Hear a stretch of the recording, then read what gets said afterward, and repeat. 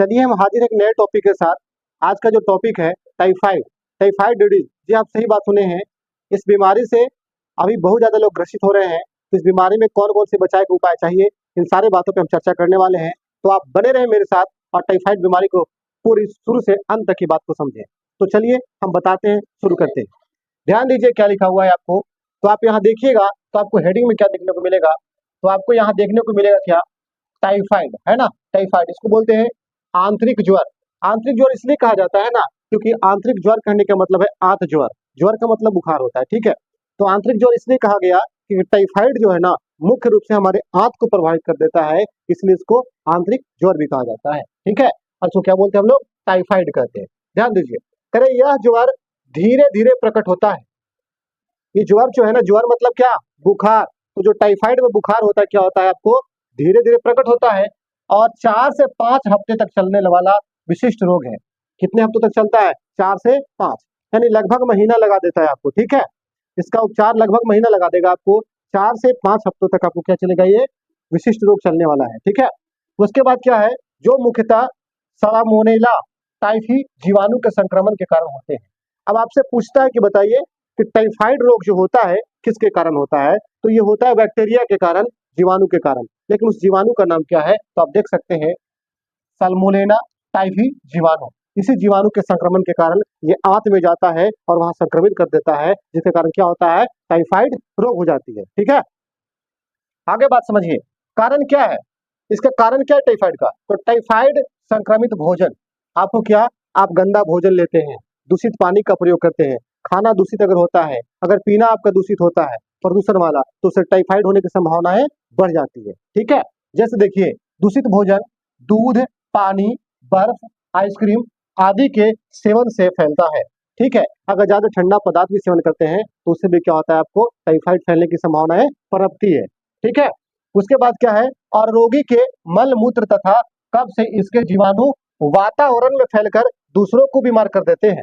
अगर कहने का मतलब आपको टाइफाइड बीमारी है, अगर आप खांस रहे हैं, अगर आप छींक रहे हैं, तो जब आप छींकते हैं, खांसते हैं, तो उस छींक और खांसी के साथ क्या होता है कि बैक्टीरिया बाहर निकलता है और सामने वाले व्यक्ति में क्या करता है, वो प्रवेश कर जाता है। और जैसे ही वो प्रवेश करता है तो सामने वाले व्यक्ति को भी क्या करता है, वो धीरे धीरे पीड़ित कर देता है और वो भी टाइफाइड पॉजिटिव हो जाता है, ठीक है।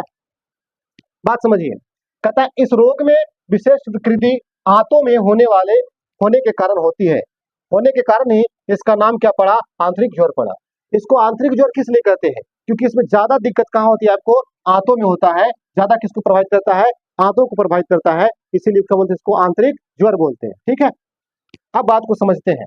कहता है कि इस रोग के जीवाणु स्वास्थ्य शरीर के मुख से प्रवेश करते हैं और आंतों में पहुंचकर अपना विषैला प्रभाव विभिन्न अंगों में फैलाकर शुरू कर देते हैं। कहते हैं क्या करता है ये, कि जो इसके जीवाणु होते हैं, सैल्मोनेला टाइफी जो बताया आपको जीवाणु होता है, वो कहाँ से प्रवेश करते हैं, तो हमारे मुख के द्वारा प्रवेश करते हैं, ठीक है। हमारे मुंह से प्रवेश कर जाते हैं, वातावरण से आता है, वातावरण से प्रवेश कर जाता है। जैसे मान लो कि कहीं हम चल रहे हैं, सामने वाले व्यक्ति को टाइफाइड है, लोग कहते हैं कि टाइफाइड खांसने छींकने से नहीं फैलता है, लेकिन ऐसा कहना उचित नहीं है, ठीक है, क्योंकि इसमें बैक्टीरिया से होता है और बैक्टीरिया किसी भी माध्यम से प्रवेश कर सकता है। तो हमारे मुख के द्वारा बैक्टीरिया पनप गया, अब धीरे धीरे क्या किया, कुछ गाँव में गया, वहां से आंत में चला जाता है, और जब आंत में जाता है तो वहां जाके बहुत प्रकार की समस्याएं उत्पन्न कर देती है, जिससे हम टाइफाइड पॉजिटिव हो जाते हैं, ठीक है। और ये पता कैसे चलता है, तो ब्लड को जांच करवाने से पता चलता है ना।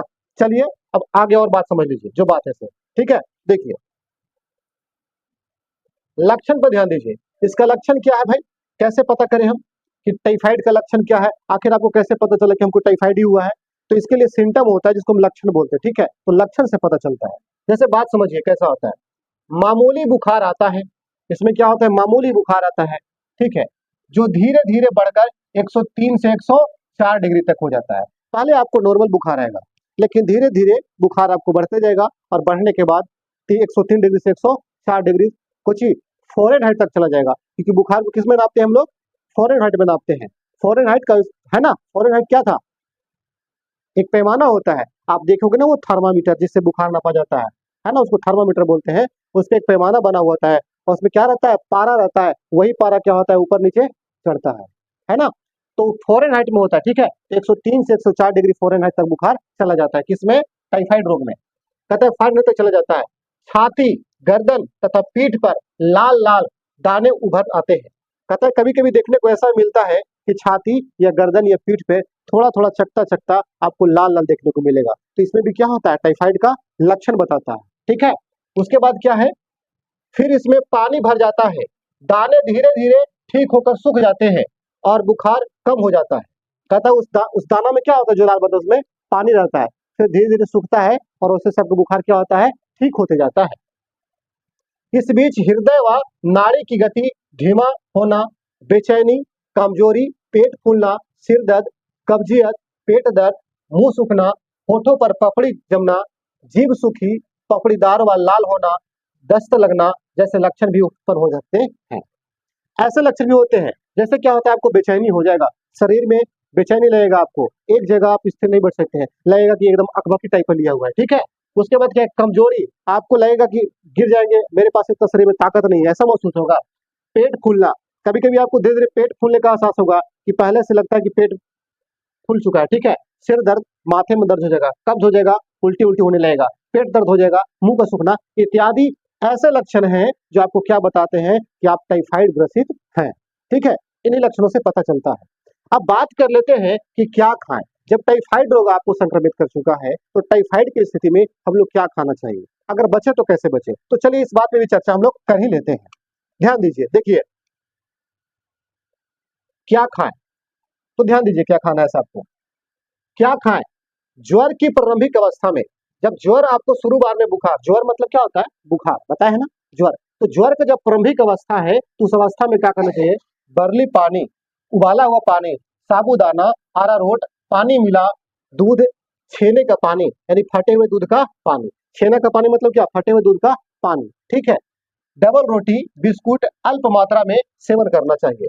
जब आप बुखार से पीड़ित है, जब आपको टाइफाइड हो गया है, तो आप इन चीजों का सेवन करें ताकि आपका बुखार जल्दी से जल्दी रिकवर हो सके और आप टाइफाइड रोग से बाहर आ सके। ठीक है, इतना सेवन आपको करना पड़ेगा। करें, 1 लीटर पानी में 3-4 लौंग डालकर, 1 लीटर पानी लीजिए, उसमें 3 से 4 लौंग डाल दीजिए। क्या होता है ना कि लौंग के अंदर बैक्टीरिया मारने की क्षमता होती है, जैसे उबाल देने से पानी में लौंग प्रवेश कर जाता है और उसको जब हम पीते हैं तो हम ठीक हो सकते हैं। ठीक है, तो कहता है कि 1 लीटर पानी में 3-4 लौंग डालकर उबाल लें, फिर छानकर ठंडा कर लें और फिर उसको छाने और क्या करना है, उसको पानी को ठंडा कर लेना है। इस पानी को 1 कप की मात्रा में, 1 कप की मात्रा में 1 चम्मच शहद मिलाकर बार बार पिए।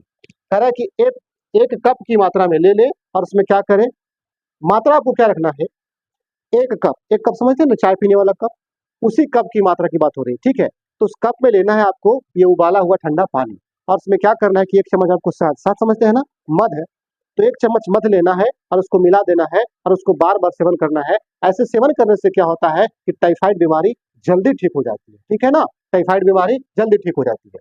चलिए, उम्मीद करते हैं कि आप लोग ये बात समझ गए होंगे। कुछ और बातें हैं, उन बातों को भी हम बता ही देते हैं। चलिए ध्यान दीजिए, देखिए ध्यान दीजिए, ये बहुत ही महत्वपूर्ण टॉपिक है जो हर एक मानव के जीवन में प्रयोग होने वाला टॉपिक है। ठीक है, और ये जानना बहुत जरूरी है। ठीक है, तो चलिए ध्यान दीजिए, आगे के बाद क्या है, हम वही पढ़ रहे हैं। कह रहा है कि यदि दस्त की तकलीफ ना हो, यदि आपको दस्त की तकलीफ ना हो, उल्टी की तकलीफ ना हो, तो 1 कप दूध में अथवा इतने ही पानी में 1 चम्मच ग्लूकोज मिलाकर बार बार सेवन करना चाहिए। ग्लूकोज लेना चाहिए ना, क्यों, ग्लूकोज लेने से क्या होता है, हमारे बॉडी के अंदर जो पानी होती है ना, उसकी मात्रा संतुलित रहती है। ठीक है, तो उसे चांसेस रिकवरी होने की बहुत ज्यादा हो जाती है कि हम जल्दी ठीक हो सकते हैं। अगर आपको उल्टी उल्टी नहीं हो जाए, समझ रही है, आपको कहीं दस्त नहीं हो जाए, लेटरिन वगैरह ना हो जाए, आपको अगर दूध पचता है, तब उस कंडीशन में क्या करना है कि 1 कप दूध लेना है और इसमें क्या डालना है, इसे पानी लेना है, उसमें क्या 1 चम्मच ग्लूकोज मिलाना, उसको क्या करना है, आपको पी जाना है और बार बार इस प्रक्रिया को दोहराते रहना है ताकि आप जल्दी से जल्दी रिकवरी हो सके।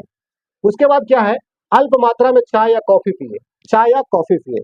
चाय कॉफी आप गर्म पदार्थ पीने की अनुमति देता है बीमारी, क्यों देता है, क्योंकि जब हम गर्म पदार्थ को पीते हैं तो गर्म पदार्थ पीने से क्या होता है कि जो बैक्टीरिया होता है उससे क्या होता है, मर जाता है। यानी कि कभी भी बरसात के दिनों में क्या करना चाहिए, सब लोगों को गर्म पानी पीना चाहिए। गर्म पानी से क्या होता है कि जो बैक्टीरिया होते हैं वो मर जाते हैं और हम सही सही स्वच्छ पानी का सेवन करते हैं तो बीमार न होते हैं हम लोग। ठीक है, तो हमारे शरीर में बीमारी एकदम ना के बराबर प्रवेश करती है, मतलब प्रवेश करती ही नहीं है, अगर आप सेवन करते हैं तब। कहता है फलों में केला, सेव, मौसमी, नारंगी का रस सेवन करें। अगर आप फल के आदी हैं, फल का शौकीन है, तो क्या लेना चाहिए आपको? केला लेना चाहिए, सेव लेना चाहिए, मौसमी और नारंगी का सेवन करना चाहिए आपको। ठीक है। बुखार उतर जाने के बाद आई कमजोरी दूर करने के लिए किशमिश, मुनक्का, मूंग की पतली दाल, पतला दलिया, मक्खन, दूध में फेंटे अंडे, है ना, दूध में फेंटे अंडे, दही आदि लें। कहता है कि जब आपको बुखार उतर जाता है, बुखार उतर जाता है यानी बुखार आपको ठीक हो गया, तो कहीं ना कहीं जब बुखार आता है इंसान को तो क्या होता है, वो कमजोर हो जाता है। लेकिन फिर से वही स्थिति प्रदान करने के लिए क्या करना चाहिए, क्या समझना चाहिए? तो आपको क्या करना चाहिए, आप बुखार उतर जाने के बाद आपके अंदर क्या आ जाती है, कमजोरी आ जाती है, तो उसको क्या करना है, आपको दूर करना है। उसके लिए क्या करना चाहिए आपको? किशमिश लेना चाहिए, मुनक्का लेना चाहिए, है ना, मूंग की पतली दाल लेना चाहिए, पतला दलिया लेना चाहिए। दलिया आता है पैकेट में, बहुत ही फायदेमंद होता है, उसको सेवन कर सकते हैं, प्रोटीन होती है उसमें। मक्खन, दूध लेना चाहिए, दही लेना चाहिए, अंडे लेने चाहिए, इनका सेवन करना चाहिए आपको। आप सेवन कीजिएगा तो आप क्या हो जाएगा, एकदम फिर से उसी अवस्था में आ जाइएगा। ठीक है, उसी अवस्था में आप आ जाइएगा। बात समझ रहे हैं? चलिए आगे बात है, क्या ना खाएं। अगर आप टाइफाइड पीड़ित रोगी हैं या आप में सिम्टम दिखाई देता है, तो क्या चीजों से बचना चाहिए, क्या करें कि टाइफाइड ना हो? तो बात समझिएगा, इसको भी थोड़ा हम बता ही देते हैं आपको, ताकि आपको समझ में अच्छा से आ जाए। देखिए, क्या ना खाएं, तो ध्यान दीजिए, क्या नहीं खाना है आपको? गरिष्ठ, भारी, पेट में गैस पैदा करने वाला भोजन सेवन ना करें। कहता है कि ऐसा भोजन सेवन ना करें जिससे क्या होता है कि आपको पेट में भारी भारी सा महसूस होता है या आपके पेट में गैस बनता है। ऐसे पदार्थ को भोजन के रूप में प्रयोग ना करें।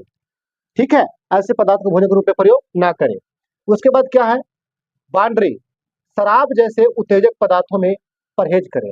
आप शराब पीते हैं, गुटखा खाते हैं, सिगरेट पीते हैं, जो भी आदि सेवन करते हैं आप नशीले पदार्थों का, तो ऐसे पदार्थों का सेवन ना करें, क्योंकि ये उत्तेजना पैदा करती है। ठीक है।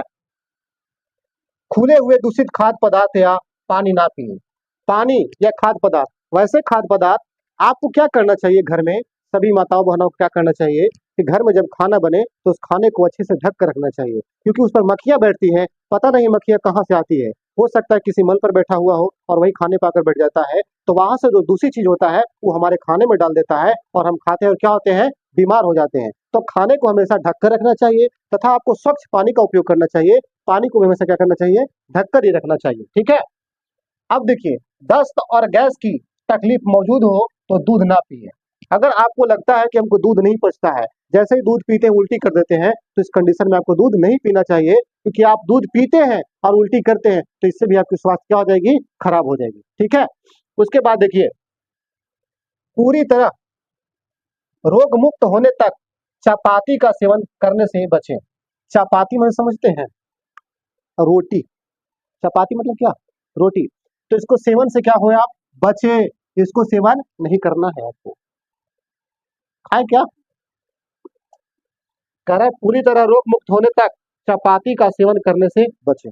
आपको बचना है। आप ऐसे पदार्थ जैसे होते हैं ना कि मोटे मोटे तवे वाले रोटी खाते हैं, मैदा की रोटी खाते हैं, ये खाते हैं, आप खाइए, कोई दिक्कत नहीं है, लेकिन ऐसा पदार्थ खाइए जो आपको आसानी से पच सके। ऐसा पदार्थ मत खाइए जो नहीं पच सके। जैसे हो गया क्या कि आप गए और कहें कि सर हमको समोसा खाने का मन कर रहा है। अब इस कंडीशन में आपका क्या है ना कि पाचन शक्ति बहुत गड़बड़ हो जाती है, अच्छी नहीं रहती है। आप समोसा खा रहे हैं, नहीं पच रहा है, इसके बाद क्या होगा, आपको दस्त होगा, उल्टी होगा, इसमें क्या होगा, बीमारी बढ़ने की चांसेस क्या होती है, बढ़ जाती है।